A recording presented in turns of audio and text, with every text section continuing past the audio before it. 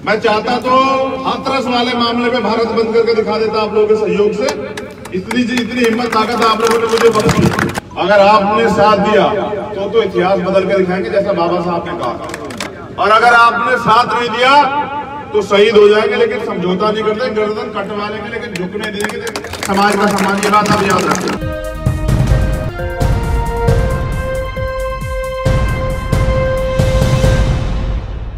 परम पूजनीय बाबा साहब अम्बेडकर, जिनकी बदौलत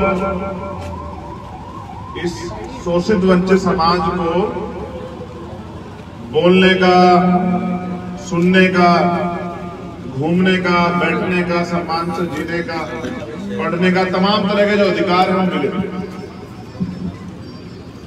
उन्होंने संविधान में सारे अधिकार दिए। एक और रहबर मेरे गुरु, मेरे आदर्श मान्य साहब श्री काशीराम, जिनका कल परिनिर्वाण दिवस था। संत थे वो, संत समझते हैं? संत थे वो। कुछ लेके नहीं गए आप लोगों से। किसी से कुछ लेके गए तो मुझे बताना, मैं पुस्तक कर्जा उतार दूं। देके बहुत कुछ गए, देके गए कि एक से एक तमाम जो है ऐसे नेता देखे गए जो कौम के लिए समर्पित और लड़ते हैं। दुनिया में आप कहीं जाइएगा मिलेंगे आपको। हम लोग घूमते हैं पूरी दुनिया में, हमें मिलते हैं।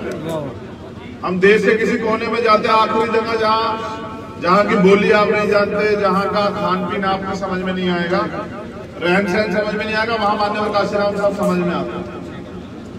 ये बहुत बड़ी उपलब्धि इतिहास में कोई करके जाता है। हमने भी बाबा साहब को मान्यवर काशीराम साहब के बाद जाना, जब काशीराम साहब ने सब लोगों को बताया कि बाबा साहब कौन, समझ रहे? देखिए 3 मुद्दे हैं जिसको लेकर आज आंदोलन चल रहा है। मैं पहले उन 3 मुद्दों को आपके सामने रख दूं, मेरी जिम्मेदारी। बाकी मैं अपने दिल की बात रखूंगा, मैं आपसे कुछ ज्यादा भाषण नहीं दूंगा। पहला मामला है जिससे पूरे देश में आक्रोश है, वो आक्रोश है हाथरस में हमारी बहन के साथ जो हुआ और उसके बाद जो किया गया। मतलब एक घटना हुई जो अपराधियों द्वारा की गई, उसके बाद जो सरकार का रोल रहा वो, उसकी बात करेंगे।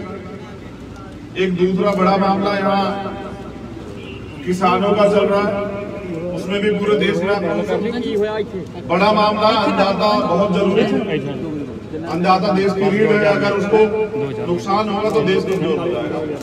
और तीसरा बड़ा मामला जो पंजाब का है, ये दोनों मामले राष्ट्रीय मामले हैं, इनका अंतर्राष्ट्रीय स्तर पर विरोध हो रहा है। लेकिन पंजाब में पोस्ट मैट्रिक स्कॉलरशिप का एक बड़ा मामला है जो छात्रों से जुड़ा हुआ है, जिसका वादा भी किया था सरकार ने आने से पहले मैनिफेस्टो में। मुझे कल बताया गया, मैंने देखा कि मैनिफेस्टो में लिखा हुआ है कि हम ये करेंगे, लेकिन करना वरना नहीं, क्योंकि नियत नहीं है। समझ रहे? हर काम के पीछे नियत होती है। सरकार तो उत्तर प्रदेश में भी है, उनकी नियत नहीं है न्याय देने की। अब मैं एक मिनट सब पे बात कर लेता हूँ। पहली बात हाथरस की। हम लोग यहाँ इसलिए इकट्ठा हुए हैं क्योंकि जो हाथरस में हुआ उसके बाद जो सरकार को और सिस्टम को करना चाहे था उन्होंने नहीं किया। उन्होंने किया क्या? उनको चाहिए था न्याय देना, सबूत इकट्ठा करना। क्योंकि हम लोग वहां मौजूद थे, मैं और हिमांशु वाल्मीकि जी वहां परमानेंट मौजूद थे। उन्होंने क्या किया कि उन्होंने अपराधियों को बचाने के लिए सबूत मिटाए, मीडिया को बैन किया, पीड़ित परिवार को पीटा, दबाया, धमकाने का काम किया अधिकारी कर्मचारियों ने, और अपराधियों के साथ सरकार खड़ी हो गई, सिस्टम खड़ा हो गया, तो लोगों को बाहर निकलना पड़ा। सब जिम्मेदार समझदार लोग हैं। ये तो वो मामला है जो आपको पता लग गया। अगर आप एनसीआरबी के आंकड़े देखेंगे, इस देश में हर रोज 10 दलित महिलाओं के साथ रेप होता है। समझ रहे? 10 घटनाएं रोज होती हैं ऐसी दर्दनाक। आपको एक का पता लगा, आपको तकलीफ हुई, आप रोड पे आ गए। समझ रहे? 10 होती है। ये मैं जिस कौम में जन्मा उसकी बात बता रहा हूं, दलितों को। बाकी अगर ओवरऑल देखोगे तो पता लगेगा कि 25-30 होती है। ये कैसा देश है और यहाँ लोग कैसी सोच। मतलब आप इस देश में, इस प्रदेश में, जो देश के सारे प्रदेश हैं, क्या बहन बेटी को रात को 10-11 बजे के बाद निकलने की आजादी दे सकते हैं? और अगर दे सकते हैं तो क्या चैन से घर में सो सकते हैं? कैसी सोच है। और वो सोच तब जब हर घर में बहन बेटी है। एक भी घर ऐसा नहीं है जिसमें बहन बेटी ना हो। और फिर भी ऐसी सोच। बाबा साहब डॉक्टर अंबेडकर डॉक्टर थे, हमारे क्या थे? डॉक्टर। जड़ से इलाज करते थे। रानी का पेट काट चलाऊं, अब राजा वो बनेगा जिसे आप वोट देंगे, समझ रहे हैं? रोज धरने प्रदर्शन से सड़कों पे आने से मुझे नहीं लगता कि आपकी बीमारी कट जाएगी, समझ रहे? जब मानवतावादी, समानतावादी और संतों महापुरुषों की आइडियोलॉजी को मानने वाले लोग जब सत्ता में बैठेंगे, तब मुझे लगता है कुछ परिवर्तन होगा, समझ रहे? मैं एक और कहानी दोहरा देता। ऐसा नहीं कि सभी पार्टियों में महिला नेत्री नहीं है, महिला नेताएं भी हैं हमारे पास, बहुत सारी महिला एमपी भी हैं देश के अंदर, बोली तो नहीं है ना? हम पे 131 एमपी हैं SC ST के, दलित समाज के हैं, शेड्यूल ट्राइब समाज के हैं, और हम पे तमाम पार्टियों में नेता है। बीजेपी में भी नेता है जहां की सरकार ने किया, समझ रहे? बोले नहीं ना? इसको क्या कहते हैं? इसको कहते हैं गुलामी। जब आदमी स्वार्थ में इतना अंधा हो जाए कि वो अपनी कौम को भी बर्बाद होते देखे, सोचना पड़ेगा। जो लोग आपकी बहन बेटी को सम्मान नहीं दे सकते, मरने के बाद भी, जिंदा रहते नहीं, मरने के बाद भी उसका चरित्र रन करवाते हैं मीडिया से, वो लोग आपकी क्या वैल्यू लगाते रहेंगे जिंदा रहते? बताइए। हमारे लोग भले आंखों पे पट्टी बांध ले, कभी कभी ये कहते हैं कि नहीं कुछ नहीं, सब ठीक है, सब चंगा से, कुछ भी चंगा से, समझ रहे? आज अगर नहीं बोले तो कल कुछ बोलने लायक रहेगा, ये पहली बात। दूसरी बात किसानों की। देखिए पूरे देश में विरोध हो। अभी हमारे मजबूत नेता सिंगाराम शुक्ला जी मुझसे अभी यही खड़े कह रहे थे, और मुझसे ये बलबीर गर्चा जी रास्ते में कह रहे थे जी लोकतंत्र है। मैं कह रहा हूं कहां लोकतंत्र है, मुझे कोई पता है? भाई लोकतंत्र में तो वो होता है जो जनता चाहती है, होता ही नहीं होता। किसानों ने मना किया कि हमें ये अध्यादेश नहीं चाहिए, ये हमें पूंजीपतियों के गुलाम बना देंगे। सरकार ने क्या कहा? मार्शल लगाए और अध्यादेश लागू करा दिया, उसको कानून बना दिया। तो यानी कि लोकतंत्र तो नहीं है। अब इतने दिनों से आंदोलन कर रहे हैं, क्या सरकार ने कुछ बदला? नहीं बदला ना। जब तक हम जाके प्राइम मिनिस्टर का दरवाजा नहीं खटखटाएंगे, उसके घर के बाहर नहीं बैठेंगे ना दिल्ली में, जैसे गुरु घर वाले आंदोलन में आप लोगों ने आके खटखटाया था ना, वही सुप्रीम कोर्ट है ना जो नहीं झुकता है। देखा नहीं देखा आपने झुकते हुए? समझ रहे? बिना कुर्बानी दिए कुछ नहीं मिलेगा। अगर आपको लगता है कि बिना कुर्बानी दिए कुछ मिल जाएगा तो बिल्कुल नहीं होगा, नहीं होगा। तो इनको दिल्ली जाना पड़ेगा और इनकी सपोर्ट में देश के लोग खड़ा होना पड़ेगा। मैं गारंटी देता हूं कि वो जो प्रधानमंत्री जो कहता है 56 इंच का सीना है, समझ रहे? वो घुटनों के बल झुक के आपकी बात को मानेगा, क्योंकि आप जनता है, आप मालिक हैं, और देश में लोकतंत्र में वही होगा जो आप चाहेंगे। ये दूसरी बात। अब तीसरी बात बची, प्राइवेट स्कूल क्यों खोले गए पता आपको? सरकारी स्कूल के कर्मचारियों को क्यों इधर उधर परेशान किया जाता है, उनकी ड्यूटियां लगाई, जबकि उनका काम है देश राष्ट्र का निर्माण करना। क्योंकि जो बच्चा यहां से पढ़ के बड़ा होकर जाएगा वो राष्ट्र की तरक्की के लिए हिस्सेदारी करेगा। प्राइवेट इसलिए खोले गए, सरकारी स्कूल इसलिए बंद किए गए क्योंकि अमीरों का काम चलता रहे। प्राइवेट में फीस देखिए, सरकारी में फीस देखिए। अब ये आपकी मांगों को इसलिए नहीं मानते, इनको पता है कि आप 2-4 दिन मांग करते हैं। जब सही समय आता है, जब इनको सही आईना दिखाना होता सरकार को, तब आप भूल जाते हैं, फिर आप गलतियां करते हैं। उसका परिणाम ये होता है कि बड़ा नुकसान होता है। जब हम वहां सेंटर की सरकार को झुका सकते हैं तो इस सरकार की तो औकात ही क्या है? समझ रहे नहीं समझ रहे? आप मन बना लीजिए, आप बताइए। मुख्यमंत्री चैन से नहीं सोएगा अगर आपके काम नहीं होंगे, ये बात मुख्यमंत्री को समझनी पड़ेगी। पंजाब की धरती में बल है, पंजाब की धरती में जुनून है, और मैं पंजाब इसलिए आता हूं कि जब मैं देख लेता हूं कि बहुत कुछ गलत हो रहा है, लड़ना। मैं चाहता तो हाथरस वाले मामले में भारत बंद करके दिखा देता आप लोगों के सहयोग से। इतनी हिम्मत ताकत आप लोगों ने मुझे बख्शी, लेकिन मैं देख रहा था कि कोई और भी है जो जिसका दर्द मेरे जैसा जिसको महसूस होता हो कि जो वहां हुआ है वो उस बहन के साथ नहीं हुआ, पूरे समाज के साथ हुआ है, उसकी लड़ाई समाज को लड़नी है। तो मैं इंतजार कर रहा था। अब मैं यहाँ आया हूँ। कल मान्यवर काशीराम साहब का परिनिर्वाण दिवस था, उनका दिन था। मैं उनके घर गया, नतमस्तक हुआ, संकल्प लिया, कुछ काम निपटाया। आज मैं भगवान वाल्मीकि तीर्थ जा रहा हूँ। वहाँ कल रात में डेरे गया था, सचिन बल्ला और जोड़े जी महाराज के जो हमारे डेरे उनके यहाँ गया था। संतों गुरुओं महापुरुषों का आशीर्वाद लेना जरूरी है। अब मैं भगवान वाल्मीकि तीर्थ जा रहा हूँ। मेरा वही मन था, मुझे नहीं पता 10 तारीख में आंदोलन, पता लगा तो मैंने सोचा मैं भी शरीक हो जाऊँ। होना भी चाहिए, हमारा काम ही है। एक सवाल आप लोगों के लिए, गुलामों का कभी राज नहीं होता, समझ रहे? जिनकी सत्ता नहीं होती उनको ये सब चीजें झेलनी पड़ती है। सब लोगों ने बताया, उनके साथ अत्याचार भी होते हैं, उनको धमकाया भी जाता है, उनको डांटा भी जाता है, उनके अधिकार भी छीने जाते हैं, सब कुछ किया जाता है। किनके साथ? जो गुलाम होते हैं। आप अपने गिरवान में झांक के देखोगे, आप गुलाम हो या शासक हो, ये आप तय करें। मेरी तो एक ही विनती है आप लोगों से, यहां बहुत सारे भाईचारे बैठे हैं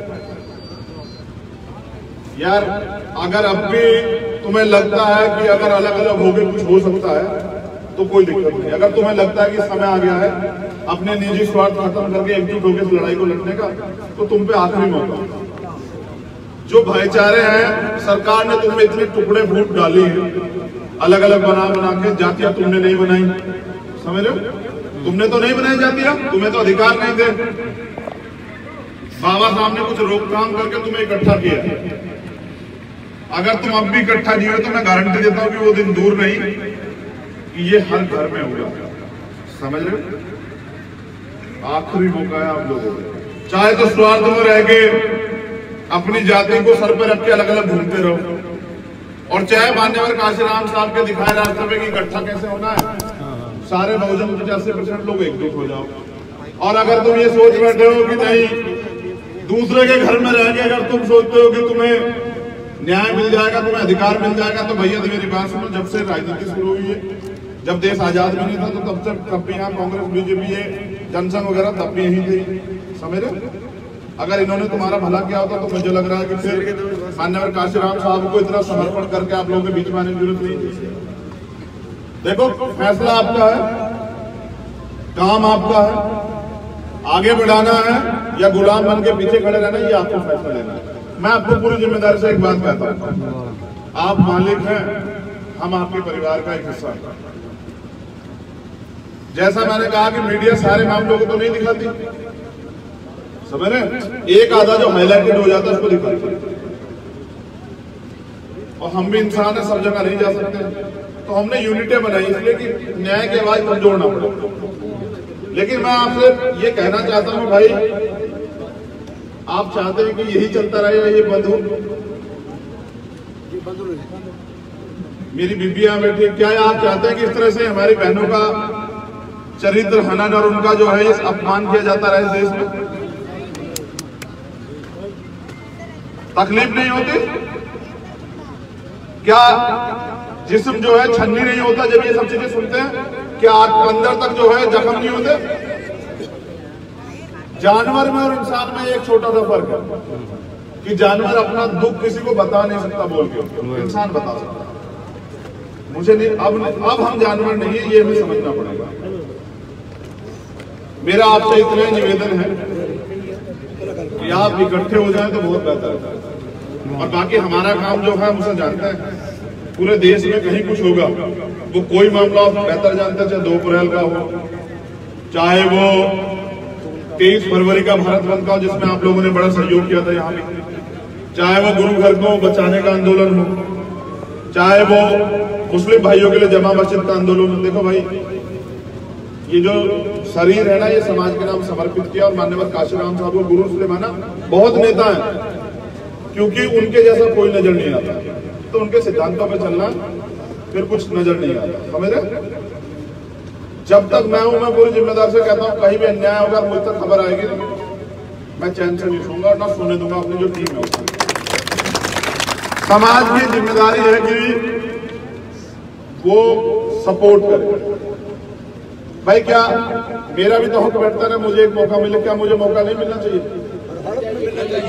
अगर मुझे मौका नहीं मिलेगा तो मैं बताइए क्या कर सकता हूँ। जैसे अभी सिंगाराम सुगुड़ा जी कर रहे हैं कि सड़क के बाहर खड़े हो गए, हम क्या कर सकते हैं बताइए। जब कोई घटना हो जाएगी हम क्या करेंगे, धरना प्रदर्शन करके न्याय दिलाएंगे। लेकिन आपको बाबा साहब ने ताकत बख्शी है कि ऐसा कानून भी बन सकता है, इस घटना करने से पहले जालिम 1000 बार सोचेगा कि देख कुर्सी पे कौन बैठा है। समझ रहे नहीं समझ रहे? तब तक हम लोग जो हैं दूसरों के पीछे खड़े होकर गुलामी करते रहेंगे। गुलाम गुलाम होता है, गुलाम मालिक थोड़ा ही होता है।